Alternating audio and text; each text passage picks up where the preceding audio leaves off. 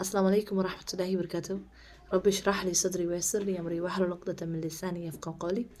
Today I'll be talking about Marifa, Mahaba, Itiba.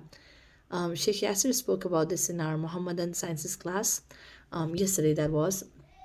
And it was basically that Marifa means to know Prophet Muhammad sallallahu alaihi wasallam, and Mahabba means to love Prophet Muhammad sallallahu alaihi wasallam, and Ittiba means to obey and to follow Prophet Muhammad sallallahu alaihi wasallam. And he actually went on to tell us that how until you don't know somebody you cannot love that person, and until you don't love somebody you cannot obey that person. So Ma'rifa gives birth to Mahabba gives birth to Ittiba, right? So the thing that I felt at that very moment was this concept. It seems such a common sense concept, and it's not only in relation to Prophet Muhammad Sallallahu Alaihi Wasallam, it's honestly in relation to every relationship we have. And we definitely for sure have to put more effort when it comes to our relationship with Allah subhanahu wa ta'ala and Prophet Muhammad sallallahu alaihi wasallam, because obviously in akhirah you'll be with the person you love, and we want to make sure that we love Prophet Muhammad sallallahu alaihi wasallam above everybody, so that inshallah we are with him in akhirah.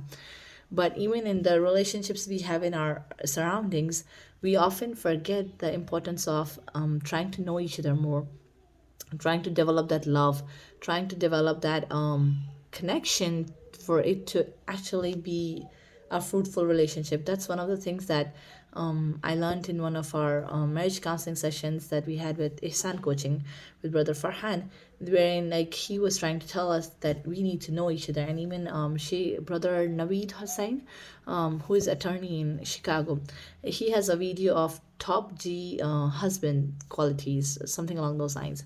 And in that also he mentioned like we should try to know our spouses, even if that means like trying to figure out their the field trip they had when they were like in fifth grade and things along those lines.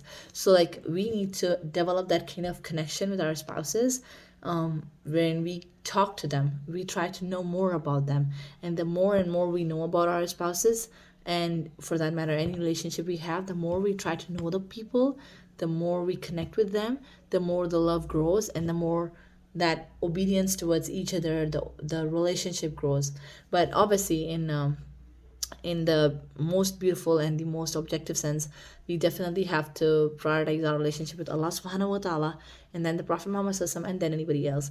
And this is another thing that comes in mind with that, is that how, oftentimes people say that, hey, I love Prophet Muhammad sallallahu alaihi wasallam, but they really don't follow any of his sunnahs. And the same goes with how people claim that, no, I love Allah subhanahu wa ta'ala, but I'm not going to obey him. And it's kind of bizarre kind of behavior, because truth is, if you love, you will obey. It's simple as that. Any relationship you look at, people are obedient to the ones that they love. Yes, there is a way of getting obedience out of fear, but we all know how long that lasts. The true obedience only lasts when it is out of love. And in that sense, we have to make sure, even with our children, when we are trying to get obedience out of them, we have to make sure it's out of love that they give it to us, not out of fear, okay, or out of our authority towards them.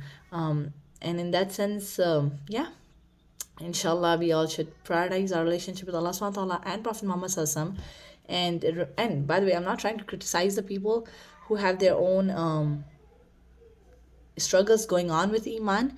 I understand that we all have our own different stages of life and different situations going on. Okay, one of the things I literally hate is how sometimes practicing Muslims can be so harsh towards those that struggle in Deen, and it's not a good thing. It just, I don't understand. Like, if you're learning, if you're growing with your relationship with Allah subhanahu wa ta'ala, if you're growing in your deen, then how can you be so harsh? You just cannot be. You have to be compassionate. You have to be understanding of the people. And that's a topic for another day. But yeah, point being that if we personally, even if I am lacking somewhere in my obedience towards Allah subhanahu wa ta'ala, I have to understand that somewhere deep down, it's the issue of my love maybe needs to be strengthened, And if I want to strengthen my love towards Allah subhanahu wa ta'ala, then I have to know more about Allah subhanahu wa ta'ala. I have to study more about Him. I have to study His Asma al Husna. I have to study more of Quran. I have to connect more with Quran. So yeah, inshallah, try to understand these concepts and try to live by them, whether it be your relationships around you or it be relationships that actually matter. That's your relationship with Allah subhanahu wa ta'ala and Prophet Muhammad sallallahu alaihi wasallam. And in essence of deen, your other relationships should also matter to you, because you have to be good to people around you for the sake of Allah subhanahu wa ta'ala. So I hope I'm clear there. Inshallah. Assalamu alaikum.